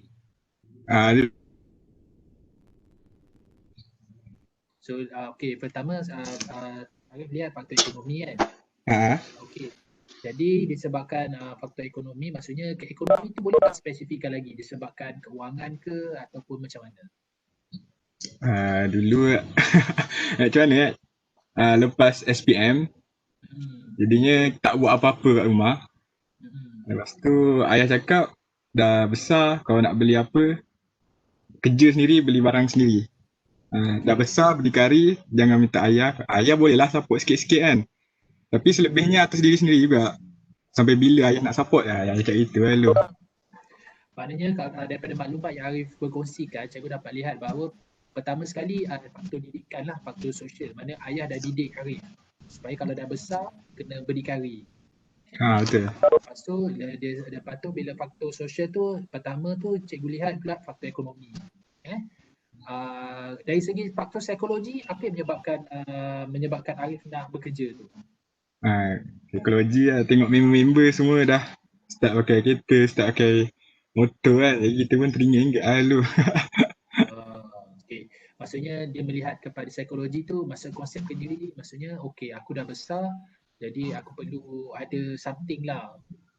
Betul. Jadi disebabkan kerja tapi tidaklah minat sangat dalam bidang tu, tapi faktor-faktor lain yang menyebabkan Arif terlibat. Betul Arif? Betul. Jadi kalau dari segi minat, memang Arif lebih minat untuk bekerja. Kalau diberi pilihan lah dekat konsep tu, apa Hmm. jawatan yang Arif nak terlibat? Apa yang tak ikut konsep kendiri, ikut konsep kendiri Arif dan kat konsep tu, apa Ah, yang Arif nak bekerja dalam? Contoh kan dekat konsep tu kan banyak kan, ada promoter, ada betul betul. stockkeeper, ada manager. Kalau Arif nak dudukkan bahagian mana? Saya lebih pada macam HR lah. Oh, HR lah, human resource Ah, lah dia maksudnya. ah. Tapi Arif tak dapatlah jawatan sebab tak ada kekosongan ke atau apa? Sebab tak ada kelaikan dulu SPM. Oh, tapi tak ada peluang, memang Arif nak cebur dalam bidang HR lah. Betul ego. Okey, dalam HR tu, Arif rasa Hmm. apa yang Arif nak kembangkan? Melalui konsep kendiri yang Arif terbina sekarang ni, apa yang Arif nak kembangkan Hmm. dalam HR nanti? Dalam HR nanti lah. Sebab masa pengalaman yang lepas pun, kita orang masa saya nak kerja dulu kan, interview dengan HR. Hmm. Jadinya lepas tu dia macam communication dia dengan orang tu lah. Maksudnya saya nak tingkatkan lagi saya punya keyakinan diri untuk berdepan dengan orang kalau melalui HR ni, sebab tak tahulah kalau skop kerja HR kat tempat lain kan. Kalau skop HR dekat tempat saya tu, dia macam dia lebih jumpa orang, jumpa macam dia yang untuk jaga kebajikan, dia yang jumpa orang sana sini. Kalau macam pekerja yang susah, nanti kalau macam ada kebajikan sikit kan, nanti dia yang pergi jumpa, pergi rumah ke, macam tu lah. Maksudnya saya nak tingkatkan lagi keyakinan diri saya bila berdepan dengan orang. Okey. Okey, kalau kita lihat pada perkongsian Arif, Arif ni lebih suka kerja dalam bidang sosial. Nanti kita akan pergi teori Holland Dari teori Holland ni kita akan tengok ada enam elemen. Maknanya sekarang ni Arif terlibat dengan macam supervisor ni kena key in data, kena lihat ini lebih kepada conventional ataupun enterprising. Maknanya dia terpaksa menjadi ketua. Jadi ketua, jadi dia terlibat dengan kita lihat dia punya skop dia enterprising dengan conventional. Maksud conventional ni maksudnya dia terpaksa key in data, melibatkan data. Tapi dia minat bahagian sosial. Sosial ni adalah lebih kepada HR. Maksudnya HR kat sini dia lebih kepada temuduga, kebajikan-kebajikan staff. Betul ya Arif? Betul, kalau jadi supervisor, kita cakap orang tak boleh argue, orang ikut je. Maksudnya tak ada macam communicate kan. Kita cakap tu okay, buat semua buat itu je lah. Tak ada yang nak bual-bual apa dengan jumpa orang kan. Jadi kalau Arif lebih minat kepada bidang sosial. Betul Arif Maksudnya Betul lebih tu. kepada kebajikan lah, lebih kepada kebajikan. Tapi Arif terpaksa terlibat dengan bidang enterprise. Ini kita bercerita dengan Holland nanti. Kita akan pergi lebih dekat lah supaya dia faham. Okay, go. Dekat sini kita fokus. Arif memilih kerja itu pertama sekali adalah faktor pertama sekali kita tengok dari segi faktor sosial lah. Dari segi kewangan, cikgu rasa mak ayah dia mampu untuk menjaga dia, tapi disebabkan sosial, didikan itu, bapak dia kata bila dah besar, kena cari duit sendiri. Jadi disebabkan faktor tu dia masuk untuk lihat pada faktor kewangan. Dalam pemilihan kerjaya tu, pilih kewangan. Lepas tu dari segi faktor sosial juga dia lihat kepada kekosongan jawatan dan kelayakan.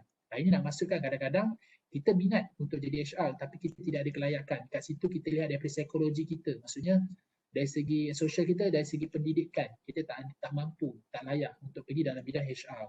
Jadi disebabkan kelayakan yang Arif ada, dan dia sudah bekerja sebab lama, bermula dengan storekeeper, jadi dia jadi penyelia lah kat situ. Jadi nampak kadang-kadang pemilihan kerjaya itu ada banyak faktor. Tetapi kalau ikut minat, mungkin dia akan terlibat dalam dia lebih minat kepada HR.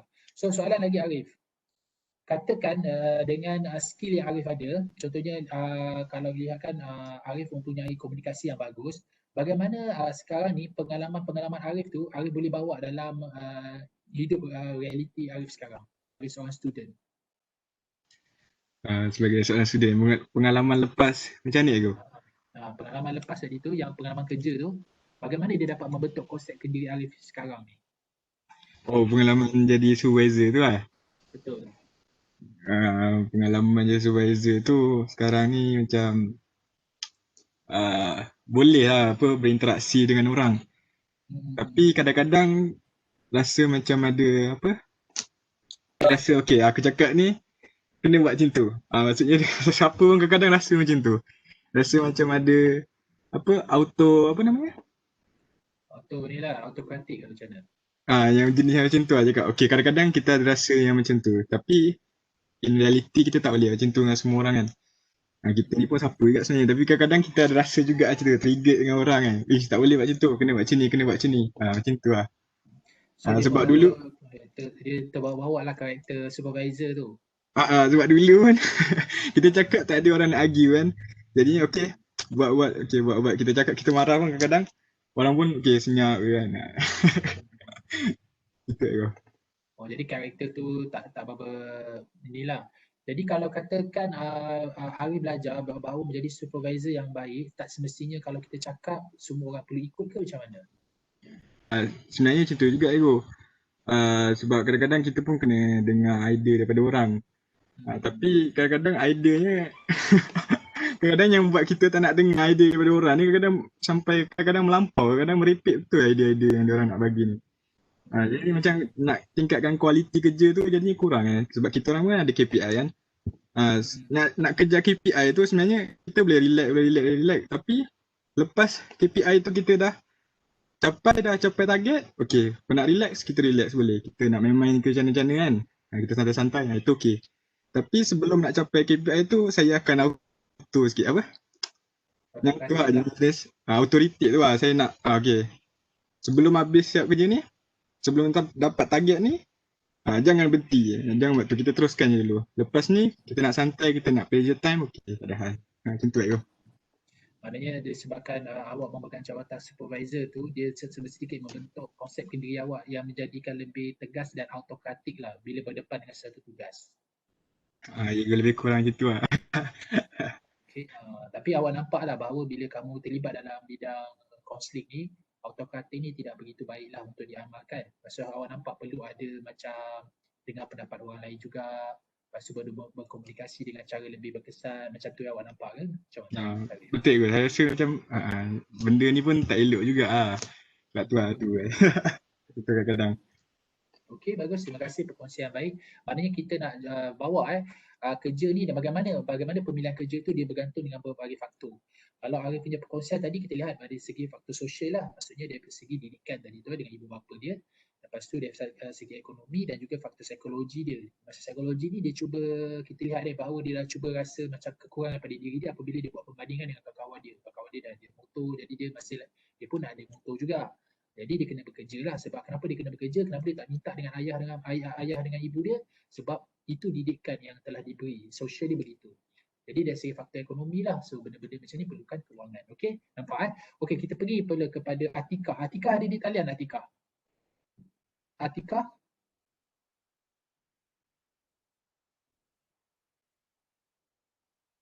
Atika ada? Ya, saya cikgu. Okey, Atika pernah bekerja di OHR Marketing Sdn Bhd, betul ke? Ya, betul. Okey, sebagai apa sebagai quality control. Assistant quality control. QC lah Ya. Okey, kalau ikut QC ni, okey, apa yang menyebabkan Atika boleh terjebak dengan pekerjaan ini? Firstly tu sebab memang duk saya kerja, so nampak jawatan kosong. So saya try lah apply dan dapat jawatan tu. Actually awal tu minta just nak duduk dalam untuk just production je sebab nak kerja sementara je. Tapi dia orang bagi letak dekat assistant quality control. Boleh tak Atika jelaskan sedikit apakah skop tugas dia? Skop tugas dia setiap hari saya kena buat target untuk orang QC, quality control tu. Kalau saya atas sikit pada mereka. Okay, saya kena buat target, okay hari ni kena capai, kena proses produk ni, kena buat berapa untuk sebab produk tu akan dihantar ke production. So target tu kena cukup lah, kalau tak masuk kat production tak akan sampai target. So saya kena buat target untuk mereka, saya kena pastikan mereka achieve target tu. Ya, macam tu. Okey, Atika bila terlibat dengan kerja ni, apakah konsep kendiri yang terbina dalam diri Atika dalam suasana kerja ni? Konsep kendiri yang pertama tu saya kena lebih bertanggungjawab lah sebab kena bagi arahan. Masa tu dekat orang yang kerja sebagai quality control tu kebanyakannya semua lelaki. Dan saya seorang saja asisten yang perempuan. So bila nak bagi arahan, nak bagi suruh mereka buat sesuatu dengan target, lepas tu macam nak tegas tu agak bagi cabaran lah. So saya kena macam bertanggungjawab, kena tegas lah dengan mereka. Macam tu. So boleh tak Atika jelaskan tegas yang macam mana yang Atika buat? Okay, ada hari tu target tak sampai. So head of department HOD dekat production tu dia orang tanya Tika, dia orang tanya saya kenapa saya tak boleh capai target hari tu. Bila tak boleh capai target, benda tu akan stuck. So atas saya pula ada quality QA, quality assurance. So quality assurance tu amanah dekat saya lah untuk bagi tanya depa kenapa depa tak boleh achieve ni. Mungkin sebab tak cukup pekerja ke, mungkin sebab masa terlampau suntuk ke. So saya kena turun, so kena tanya depa dalam keadaan yang walaupun tak ada keberanian tu, tak ada ketegasan tu, tapi terpaksa sebab kita kena push daripada orang atas. So kalau kita tak buat benda tu, kita akan kena hadap benda tu. Macam tu cikgu. Maknanya awak tengok bila bekerja ni dia membentuk awak punya sikap tegas dan bertanggungjawab dalam kerja tu. Apa lagi konsep kendiri yang awak bina dalam kerja tersebut?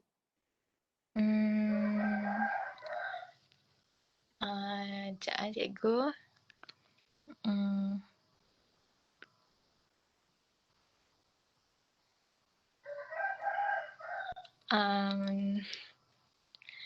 Kena on time. On time. Maksudnya dia ajar awak lebih punctual lah ya. So apa yang boleh cerita pengalaman awak tentang punctual ni dalam membentuk diri awak di dalam setting kerja tu?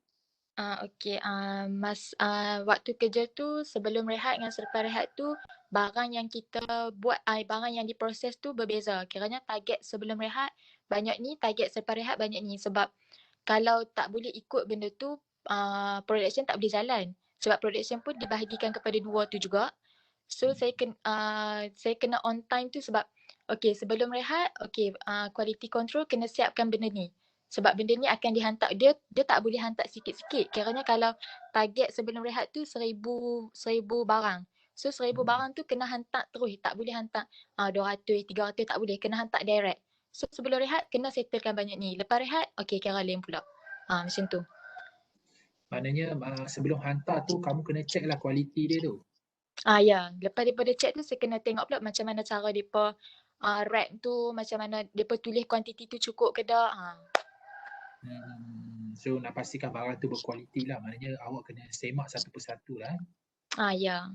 Adakah kerja tu membuatkan awak lebih teliti atau macam mana?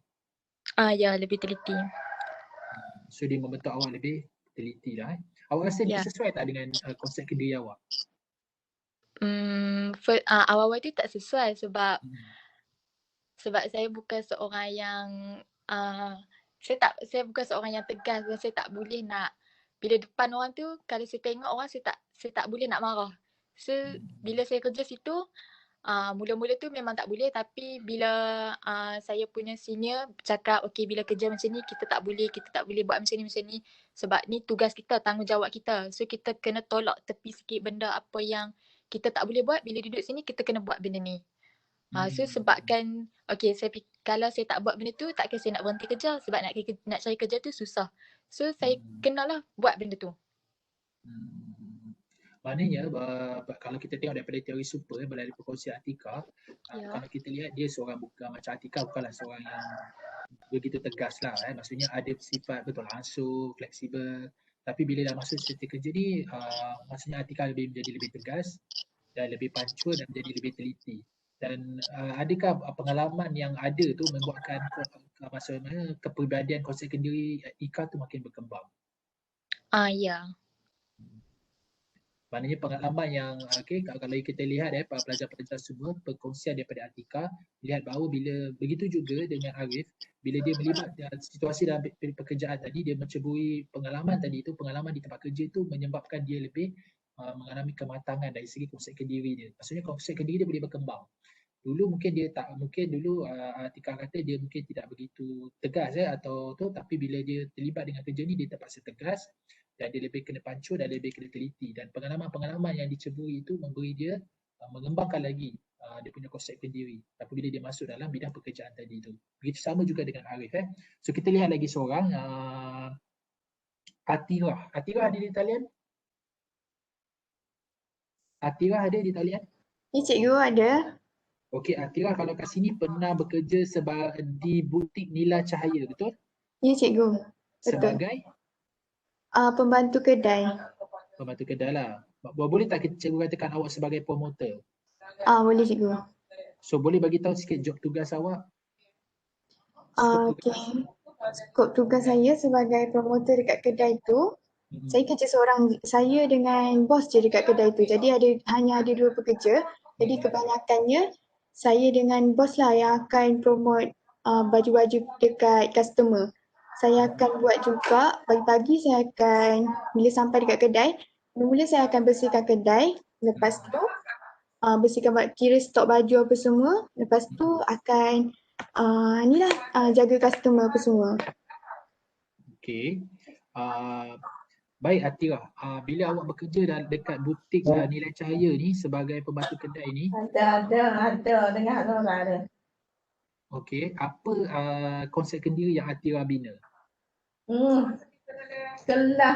Kelah atas. Sekejap cikgu. Okey, baik. Kursi adalah 2-3 ni orang. Tak ada. 3A pun tak penuh. Cikgu tak dengar kan suara-suara luar tu kan? Ke dengar? Dengar kejap Jom sikit. Itu biasalah dalam online memang macam tu.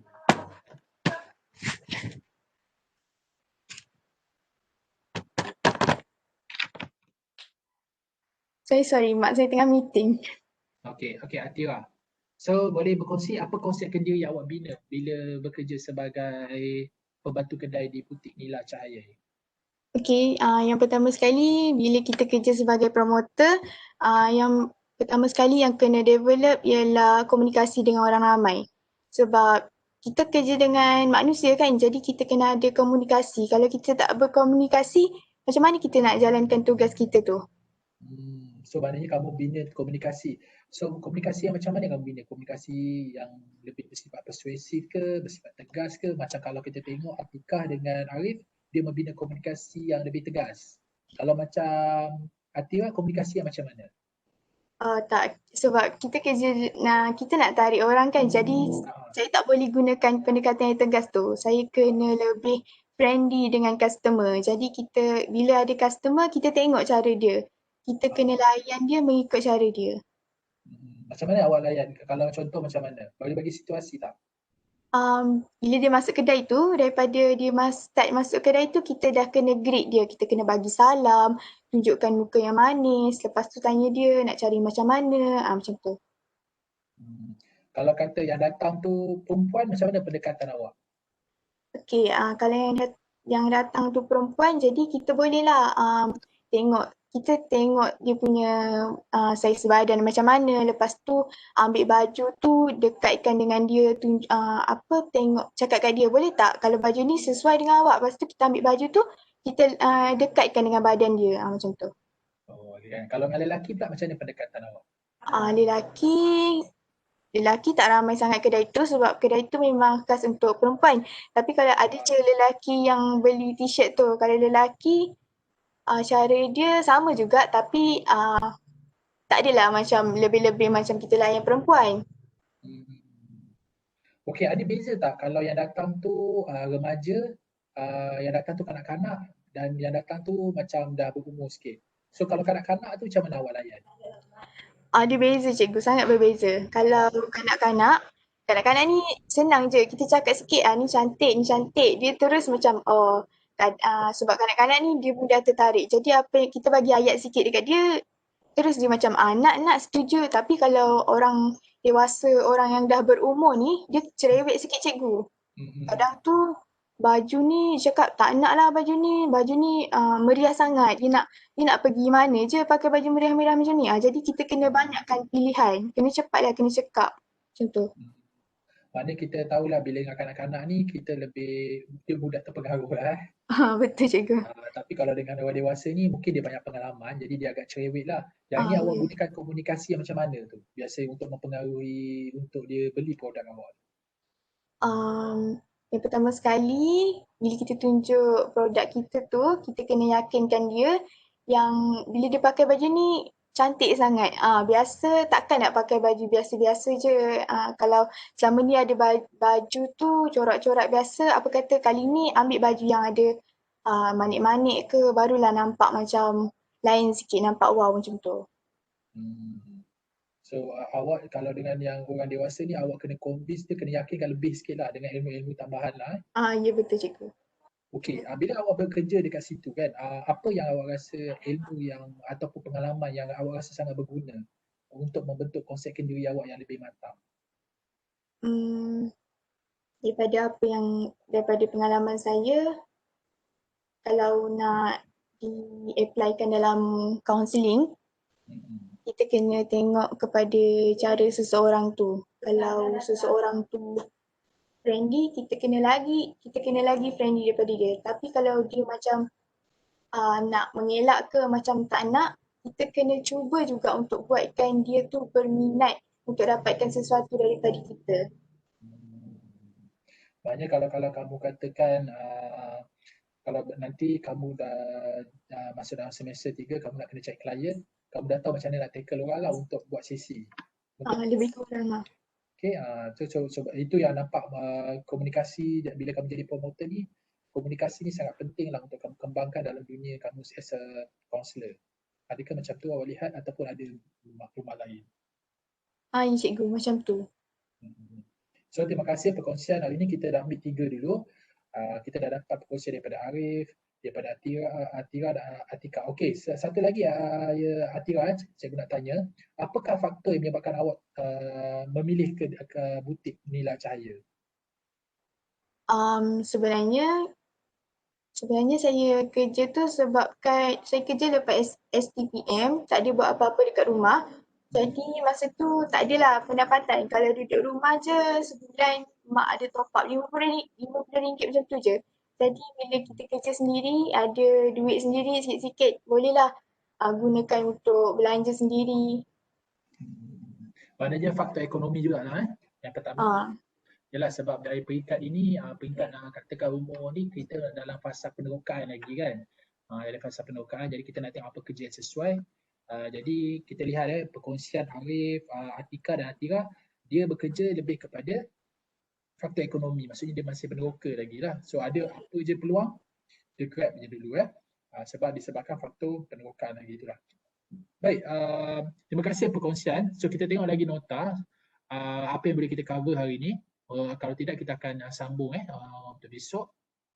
So okey, kita tengok kita dah tengok kitaran tugas perkembangan dekat remaja. Katakan remaja ni kalau ikutkan tadi perkongsian antara sahabat-sahabat kita iaitu Arif, Atira dan Atika, kita tengok dia belajar tentang mencari lebih tentang peluang-peluang. Dia dah masuk bidang penerokaan tadi tu. Okey, dia tugas dia kat sini je. Dia mencari peluang-peluang. Okey, peluang-peluang yang ada. Kalau kat sini kita tengok dia apa je kerja dia grab saja sebab apa dia grab saja, dia ambil je peluang tu sebab masa tu ada peluang. Sebab peringkat remaja memang macam tu sebab dia masih belum ada lagi bidang. Kalau Arif kata masa tu dia ada kekosongan, dia ambil saja. Begitu juga dengan Atika, masa tu ada kekosongan dan Atira pun macam tu. Sebabkan faktor ekonomi jadi dia masuk bidang penerokaan, belajar lebih tentang peluang-peluang. Pengukuhan dia memulakan dalam pemilihan bidang dan mengesahkan pemilihan kerja semasa. Maksudnya tadi Arif kata, dia masuk dalam bidang penyelidikan, dia jadi supervisor. Jadi dia mengesahkan nama sesuai tak dengan diri dia. Dia rasa dia tak apa-apa sesuai dengan karakter dia, tapi dia terpaksa buat karakter tegas ataupun bersifat autokratik disebabkan dia sebagai supervisor. Tapi sebenarnya dia minat dari bidang HR sebab dia lebih suka menjaga kebajikan dan lebih suka untuk temubuka pekerja-pekerja lain. Jadi masa peringkat pengekalan ni dia lebih mengesahkan sama ada sesuai atau tidak. Okey, dan seterusnya memberi sedikit masa untuk ubi. Dulu masa dia tak bekerja, mungkin dia boleh ada banyak masa dengan kawan-kawan ataupun hobi dia petang main bola, Okey, bila dia dah bekerja ni, kalau kita tengok Arif, Atira dan Atika mungkin dah hobi dia mungkin dah kurang sebab banyak di tempat kerja. Okey. Dan kita juga besok kita tengok apa lagi yang kita cover. Besok kita mungkin tengok pada kristalisasi. Yang ni ada tugas-tugas perkembangan kerjaya.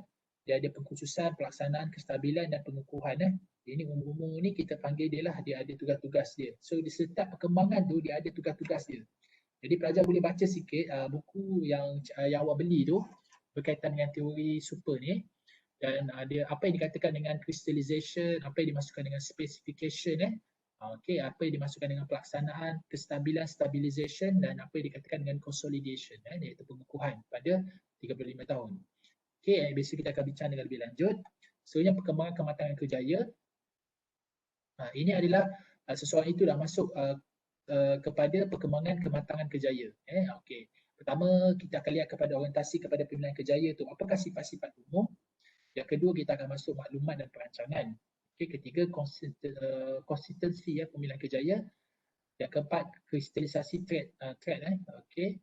Yang kelima kebebasan kerjaya boleh berdikari dalam lapangan kerja dan keenam kebijaksanaan pemilihan kerjaya. Upaya individu membuat pilihan yang realistik dan konsisten terhadap tugasan pribadi. Kita lihat apa berkaitan dengan perkembangan kematangan kerjaya. Okey, yang ini juga kita akan lihat besok yang dipanggil sebagai life rainbow. Okey, life rainbow ni dia akan berkembang, establishment, maintenance dan decline. Dari life rainbow kita lihat besok kita akan lebih fokus Okey, yang ini bagaimana dia punya perkembangan kerjaya dan kita akan lihat pada kekuatan aplikasi teori dan juga rumusan lah. So pada hari ini mungkin kita akan berhenti dulu setakat ni. So kita akan sambung pada esoknya untuk teori super ni. So kita berhenti dulu setakat ini dan cikgu buka untuk sebarang persoalan jika ada soalan. Silakan kalau ada soalan.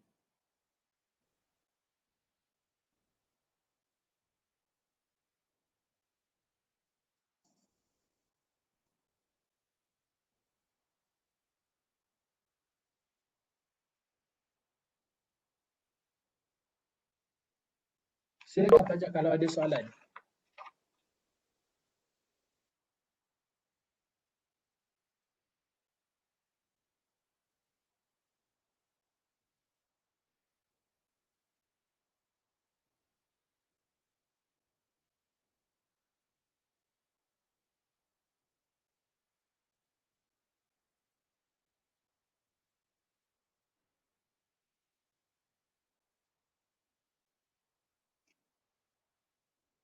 Okey, kalau tidak ada, cikgu nak ambil lagi seorang untuk kita berkongsi. Dekat je dia bekerja, iaitu Azi Marlia Gani. Ada Azia Marlia Gani ada di talian? Ada cikgu. Okey, Azi, kalau tengok rekod dekat sini, Azi pernah bekerja di PXR Gom Datuk. Dekat mana tu? Dekat Gom Datuk lah. Dekat Kuala Terengganu tu kan? Kuala Terengganu sini je. Okey, sebagai apa? Sebagai cashier. Oh, cashier. Okey, apakah konsep kendiri awak bina masa awak bekerja di PZR ni? Kalau kerja situ kena banyak sabar lah. Kenapa? Kenapa gitu Aziz? Sebab cashier kan kita kena ngadap customer macam ke customer ni kan banyak kena kan macam ke ada macam-macam perangai. Jadi kita kena sabar lah layan dia tu. Tak boleh cakap kasar-kasar ke, tak boleh. Kita kena layan dia dengan baik lah. Okey, boleh tak bagi situasi yang masih awak ingat awak handle customer yang nampak rasa mencabar lah. Boleh tak kongsi sikit dengan kawan? Hari tu pernah lah macam ke hari tu budak belakang dia selalu letak harga lah. Harga tu lada suluh rasanya. Saya tak ingat dah. Lepas tu ada pokcik tu dia bagi tahu lah harga ni dekat belakang lain, scan lain kan begitu. Lepas tu dia kata tak boleh gini kena viral dia kata gitu. Lepas tu dia ambil lah gambar. Tapi saya tak sure lah dia tu viral ke tak. Maknanya kesilapan tu dia pihak mana sebenarnya? Sepatutnya pembantu jualan tu lah yang belakang tu kena handle harga, kita just scan je kan. Jadi kalau promosi kita just refer dekat screen je, kita tak tahu pun kadang tu. Jadi dia macam salahkan kita. Kita dah kena hadap lah benda tu sebab apa-apa semua cashier kena hadap. Kalau ada masalah harga ke semua tu cashier kena tu lah. Bahagian depan lah biasanya. Frontliner Lagi apa yang awak belajar cashier ni? Selagi kena cekap lah. Kalau nak kalau macam customer ramai kan, kita kena laju lah. Sebab penuh hari tu macam setiap 15 hari bulan tu, dia hari terima kasih. Jadi siapa-siapa yang ada member card tu, dia akan potong 5%. Lepas tu ada sekali tu line tak ada. Jadi kena potong secara manual pakai calculator apa semua. Jadi kena cekak lah sikit masa tu. Kalau short macam mana duit kalau short duit? Kalau short biasanya kita kena bayar lah. Kena bayar lah. Pernah tak company tak bayar. Pernah je masa saya mula-mula masuk, saya buka counter tu pernah je short. Lepas tu kita masa mula-mula tu banyak got dalam belas-belas lah. Lepas tu kita lepas hari bulan tu kita akan kena bayar lah. Company tak bayar. Itulah risiko dia. Kalau kerja gitu, kalau short kita akan kena bayar lah. Jadi kamu kena betul-betul kena cekap lah. So kena. Awak rasa macam selesa tak tu kerja tu dengan diri awak? Selesa je sebab saya okey je kerja gitu. Sebab saya cari pun sebab saya nak duit je lah. Sebab saya kerja selepas STBM. Lama jugalah dalam 8 bulan gitu. Saya kerja tu memang untuk duit lah. Itu je lah. Okay. Nampak pada peringkat ni pun Grab je peluang yang ada kan Aziz kan? Betul. Faktor keuangan. Lepas tu ada faktor lain tak sebab dekat dengan rumah ke? Dekat dengan rumah saya, taklah jauh macam ke dalam 1 kilometer kot. 1 hingga 2 kilometer dah sampai dah. So Aziz pergi dengan apa? Jalan kaki ke? Naik motor? Tak. Naik motor. Naik motor ada pun biasa motor kalau tak ada motor. Gitu je. Ada tak faktor-faktor lain menyebabkan Aziz nak bekerja? Sebab bosan kalau duduk rumah kan. Sebab STPM lama juga cuti nak boleh ke tunggu UBU kan. Jadi saya grab lah peluang tu. Saya kerja. Dapatlah tolong sikit banyak keluarga kan. Jadi kalau kamu rasa Aziz bila kamu kerja dekat bidang apa ni yang cashier ni kan, apa yang konsep kerja awak boleh bina sebagai seorang kaunselor? Kena sabar, mesra. Lepas tu selagi kita kena jujur lah. Itulah saya rasa macam ke. Kalau biasanya kalau kaunselor kan kita kena macam ke bina hubungan juga dengan orang kan. So saya dekat cashier, saya bekerja sebagai cashier pun saya kena bina hubungan dengan customer tu. Kena cakap baik-baik. Itulah tak boleh marah-marah. Walaupun saya garang orangnya. Sebab bila awak kerja tu awak kena lebih mesra lah. Kalau tidak awak kena marah balik Ya, sebab kalau macam ada apa-apa, orang atasan dia akan dahulukan customer dulu. Berbanding macam ke customer kan always right. Gitulah. Dekat situ dia punya Cina ke Melayu Cina. So macam mana perhubungan awak dengan awak tengok macam mana Cina kerja awak rasa selesa ke ataupun macam mana? Saya setakat ni saya okey je dengan manager ya. Manager ya baiklah dengan saya. Saya tak ada masalah pun dengan dia. Tapi yang saya tengok tu macam ke kalau orang tak ikut kerja dia akan marah lah. Gitu. Tapi kalau hok puang, kalau perempuan ya okey je. Dengan laki-laki tu ya kurang sikit. Macam ke selalu marah-marah kot lah.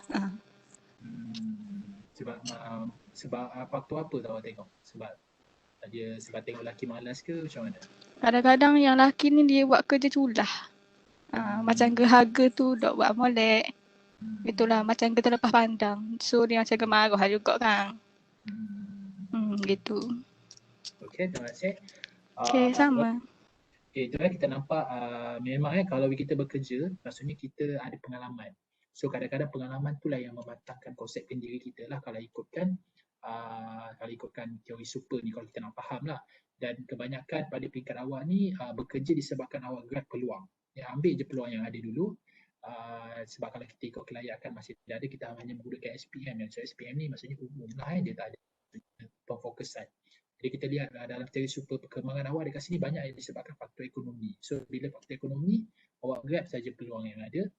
Dan kita lihat bila awak terlibat dengan benda ni, sebenarnya kamu akan belajar, kamu akan dapat perkembangkan konsep kendiri awak. Dapat kembangkan konsep kendiri melalui pengalaman-pengalaman yang awak ceburi dan melalui perhubungan persekitaran kita. Contoh di tempat kerja kita berhubung, berinteraksi dengan manager kita, kita berhubung dengan supervisor kita, kita berhubung dengan anak buah kita. Jadi perhubungan itu dia akan memberi peningkatan, memberi kesan kepada konsep kendiri seseorang itu. Dan konsep kendiri itulah yang sebenarnya membina kematangan kerjaya seseorang itu. Lagi lebih banyak kamu terdedah dengan pengalaman ni, mengikut teori super ni, lebih banyak awak terdedah dengan pengalaman dan interaksi ni akan membuatkan awak lebih cepat matang kalau kamu hendak belajar. Kalau kita tak nak belajar daripada pengalaman kita pun, dia tidak akan mendatang apa-apa kebaikan. So, jadi pelajar-pelajar, cikgu sarankan kepada pelajar-pelajar dengan apa yang ada ni, dengan ruang yang ada ni, grab apa peluang-peluang dulu untuk kita mengembangkan konsep kendiri kita, untuk kita menambah pengalaman. Sebab kita tahu dengan pengalaman dan juga pendedahan tadi itu membuatkan konsep kendiri kita akan menjadi lebih kukuh dan menyebabkan kematangan kerjaya kita. Sebab dalam kerjaya ni kadang-kadang kita perlukan kematangan. So kematangan tu perlu kembali balik pada konsep pendiri tadi tu. Itulah yang dimaksudkan dengan teori super, maksudnya ada perkembangan dia. So kalau teori super, besok kita akan urai dengan lebih lanjut lagi. So cikgu rasa kalau tiada apa-apa kita berhenti dulu setakat ni. So insyaAllah pagi-pagi besok kita akan sambung teori super ni, banyak yang menarik dan cikgu lebih suka perkongsian dengan pelajar-pelajar sebab cikgu suka kaitkan kehidupan pelajar dengan teori supaya pelajar akan nampak dengan lebih jelas bagaimana teori itu berfungsi dalam kehidupan kita. So jika tiada pada hari ini, cikgu tundakan dulu kelas kita pada hari ini dengan tasbih kifadah suratul As. Okay, terima kasih untuk semua.